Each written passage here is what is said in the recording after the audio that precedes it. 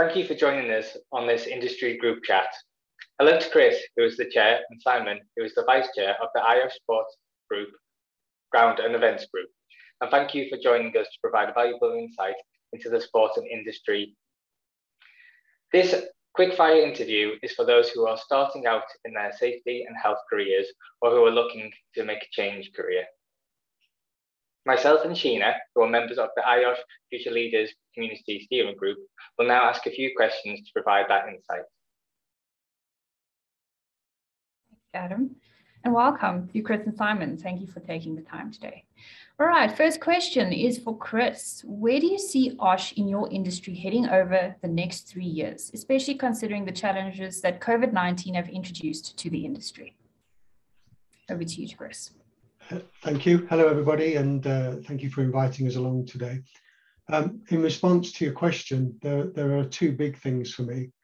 Firstly, COVID's had a significant impact upon the event sector over the last 18-24 months, not just financially because of lockdown, but also with specific issues with supply chains, both in terms of physical infrastructure, such as barriers and trackway and toilets, etc., for the greenfield sites, but also with the resourcing of competent and skilled personnel, such as your stewards and security.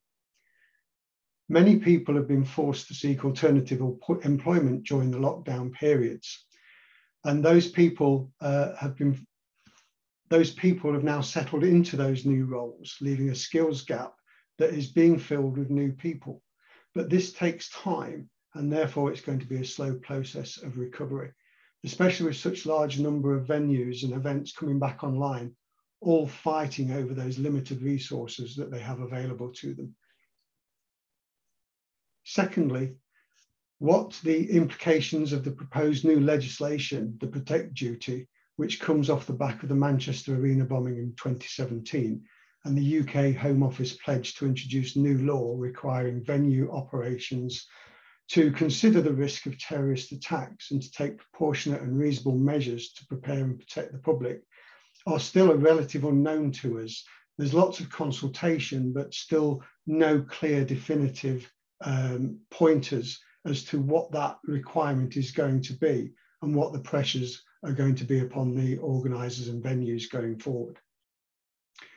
But overall, on a positive side, the lockdown has also forced some creative thinking, and we're seeing some new methods of working and more effective use of technology, which will only enhance event delivery going forward. So there are some positive takeaways to COVID, albeit not that many. Simon, anything to add?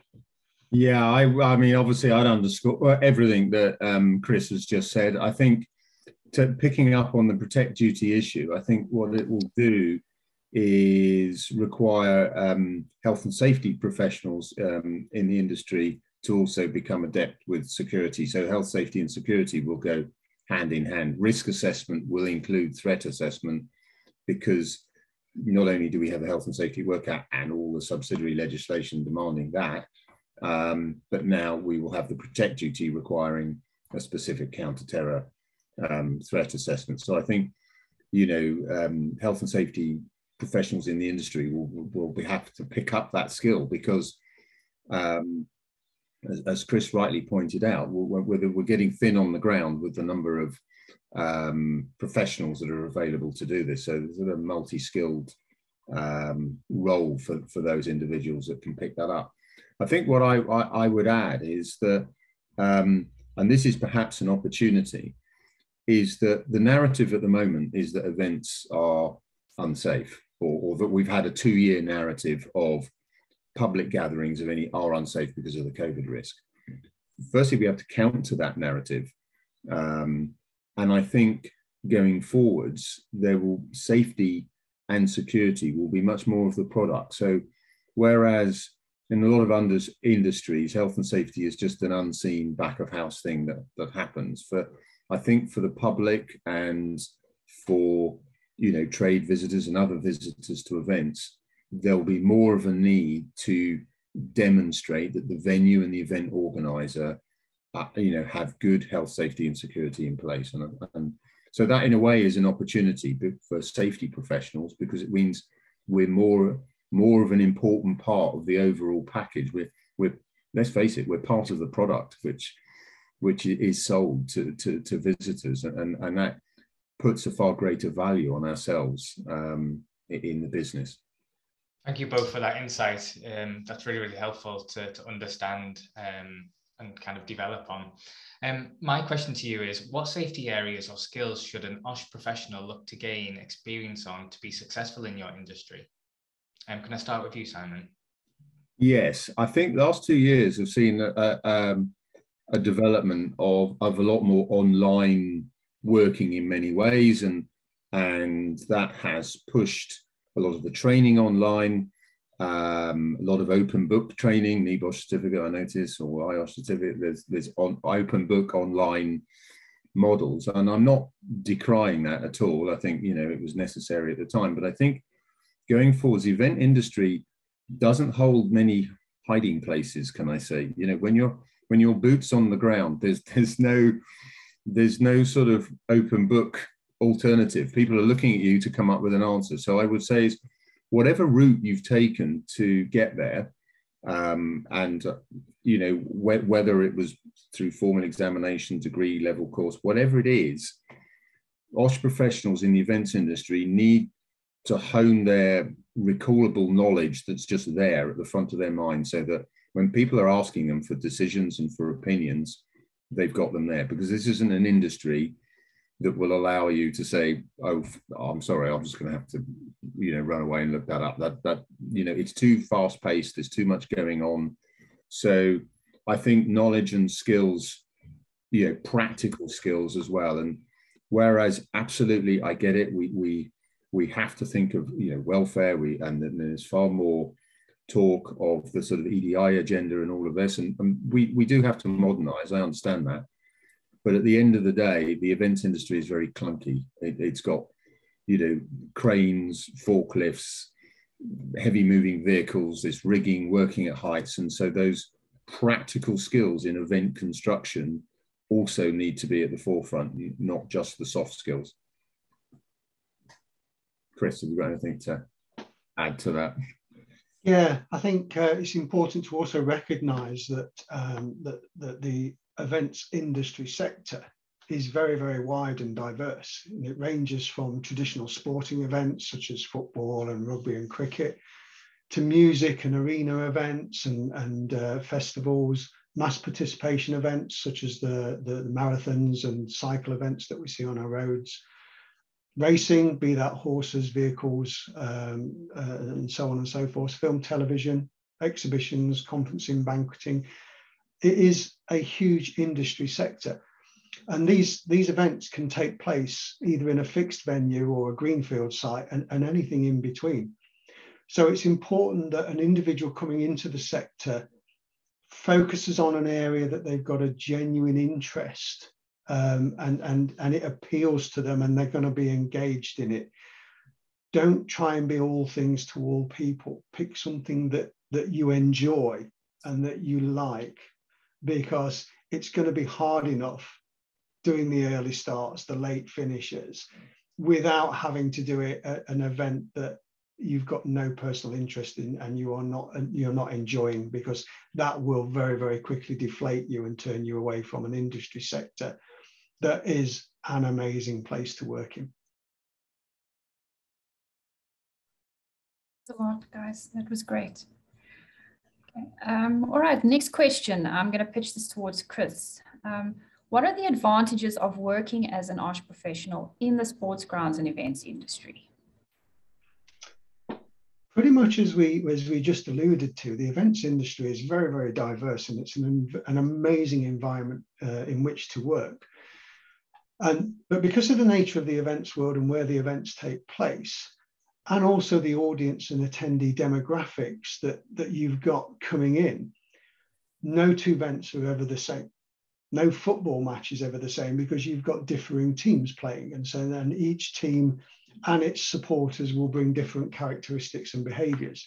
Every music genre, every conference and exhibition that you go to attract a differing demographic. So it's continually challenging. And to pick up on a point that Simon made, the safety professional that's working in the events world has to be fleet of foot. They have to be decision orientated and solution driven, because your organisers, we're going with doors in 10 minutes, Chris, we've got a problem, what do you recommend? You can't go away and start consulting your books. You've got to draw on your knowledge and your experience to be able to come up with a solution that will allow them to open doors on time. There's 200, 2,000, 20,000 people waiting to come into that event, and they're all waiting for you to say, we're good to go. But if you enjoy thinking on your feet and you can come up with pragmatic and achievable solutions for the dynamic and evolving risks that you're going to be presented with, and if you don't mind early starts and late finishes, or working in the rain or the sun on a sunny beach, you'll love it. It's a great place to be. Simon, anything to add? Well, I suppose I can sort of build on that a little, and it tracks back to my earlier answer of health and safety being part of what we sell. Is the event, the safety manager at an event is a key part of the business. There is a point, and Chris described it very well, particularly when you get close to opening. So the construction phase is one thing, and then we're opening, where everything is focused on them. It is on their say-so that we go doors green. And that probably gives your event safety professional, you know, a profile in the business that they wouldn't have in any other sector. And it isn't, you know, all about, you know, the sports, and it's not all rock and roll. There are, you know, trade exhibitions and the like, but wherever in the sector it is, the event safety professional is a crucial part of that operational construct. And I think I would also say you don't have to be a full-time event safety professional like Chris and I are, where we're advisors to businesses, but most operational staff in the industry, you know, have qualifications and experience, which is in some cases would be a competent person for safety in any other organization. You know, it's not unusual to have certificate, diploma level health and safety qualifications and not actually have a full-time health and safety job. They're just operations staff. And I would add, of course, that Chris has highlighted the diversity of the business across the sectors, but it's also global. You know, I've traveled all over the world with this business. Late last year, I was in Saudi Arabia. I've got business lined up in the US, Sub-Saharan Africa, Southeast Asia this year, COVID allowing. But if you're, you know, if you want to literally travel the world, the events business will take you there, because the business, I think the UK has a particularly strong global sector. A lot of global event organisers are UK businesses, UK based, but are expeditionary in the sense that they send their staff all over the world to run those events. So no, it's a very you'll never be bored, I guess, is the finishing line to that one. Thank you both for answering that one. You've absolutely sold it to me as an industry. So, you know, sunshine and traveling around the world, what could you want more? Just on to another question here as well. So what has surprised you the most about being in the health and safety and in the sports ground and event industry? I guess, I suppose I'm surprised by the fact that I am still surprised. I've been 25 years in the, or more than 25 years in the event safety sector. I'm pretty, you know, and yet I've not seen everything. I still get, every single day, I get surprises. Every single day, somebody comes up with something that I haven't seen. Even if I'm running IOSH training for event companies, guaranteed before lunchtime on the first day, somebody will put their hand up and ask a question that gets me really thinking, because I haven't necessarily experienced that particular aspect of it. So, like Chris has said before, you know, every single day is different. I suppose if I were to pick on something in terms relative to the last 2 years, maybe I shouldn't have been surprised, but I'm surprised and delighted perhaps that the robustness of the events industry to come back. We have found ways of operating, and we have run events throughout the pandemic. There have been live events, we've run live training, we've just found ways around it. And I guess that shouldn't have been a surprise, because because every day is different, you have to think on your feet, you have to find solutions. But yeah, if you are an event safety professional, then every day will bring some form of surprise. Chris, have you got anything to add to that? Have you been surprised by anything recently? I think that what surprises me is the creativity of the event organizers, of the people that are putting on these events. And I would liken it to an architect that designs this fantastic building that then has to be built. And it's at that point that we come in and provide our support by providing the information that allows them to create this show, this spectacle, and deliver it in a safe manner. And I'm never ceases to amaze me some of the weird, wonderful, wacky ideas that people can dream up, that we then have to find a way of enabling them to deliver that.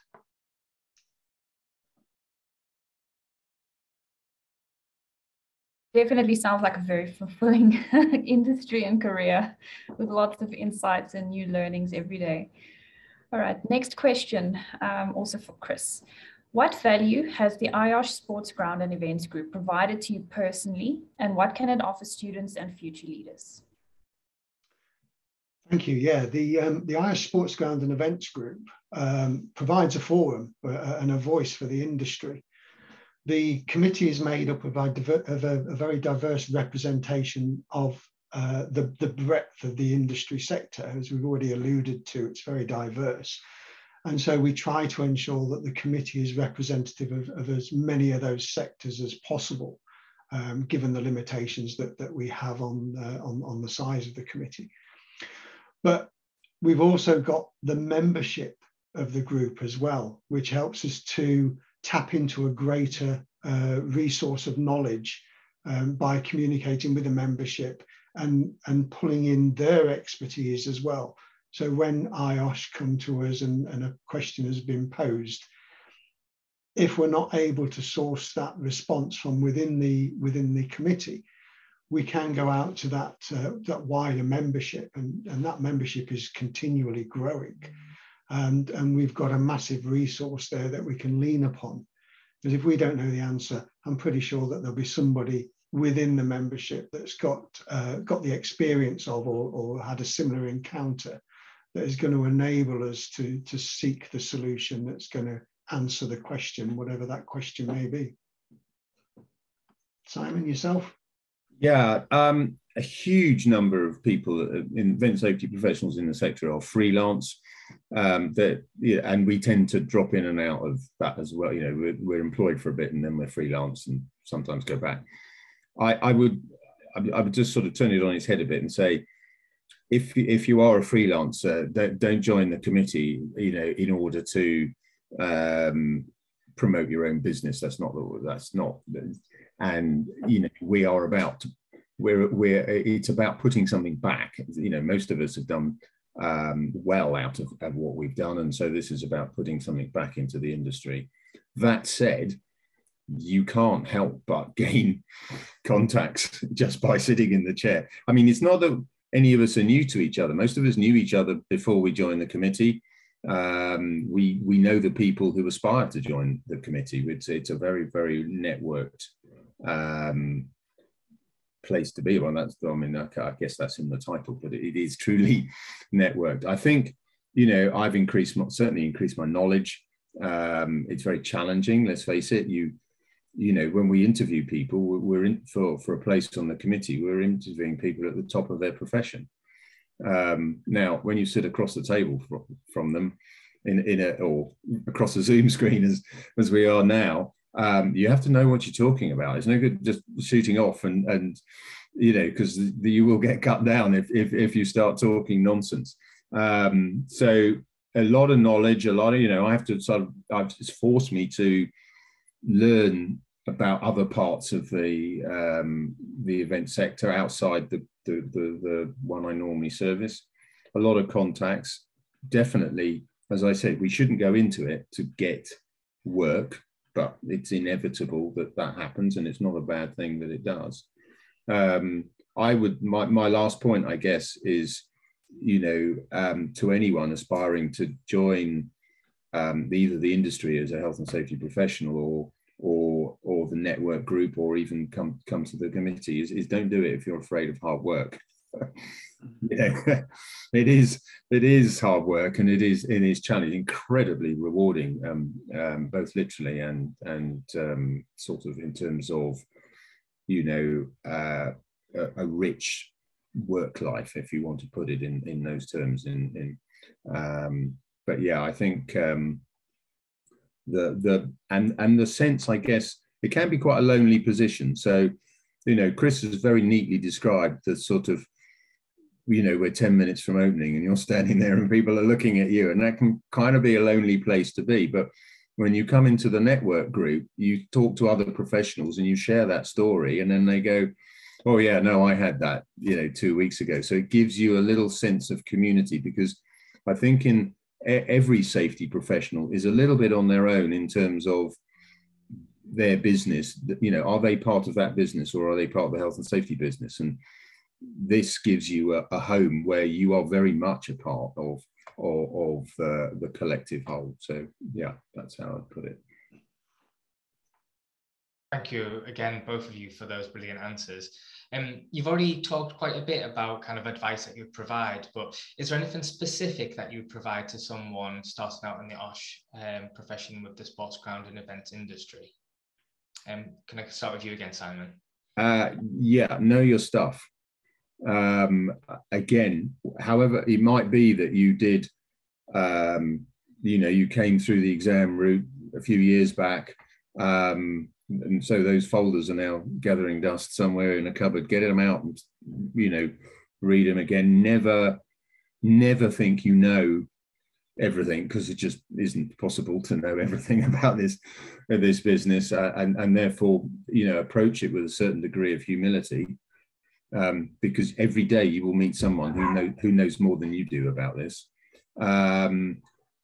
Be in it for the long haul. Most of us have, myself, 26 years now, that tends to be the case. Nobody joins our part of the sector for, just drops in and out of, for 2 years. It's and that has rewards, and network furiously. Because you cannot know everything, I always say to people, if I don't know, I know someone who does know. And for us, that's your value to the business. Not that necessarily you have all the answers, but you have the network that will provide the answers. So networking, incredibly important. Chris, have you got anything to add to that? Yeah, I mean, some of the points that I'll raise, I've alluded to in earlier questions and answers, but focus on a sector of the industry that interests you, and definitely do not try and be all things to all people. There's a lot of people that claim to be experts in a wide variety of subjects. You can be a generalist and have an overarching knowledge, but you can only be a specialist in 2 or 3 particular areas. Otherwise, you get skill degradation, and you lose your edge, and you lose that ability to think on your feet. Always be open-minded and look for solutions. Don't stifle the creativity of your organisers, and always look to be enabling.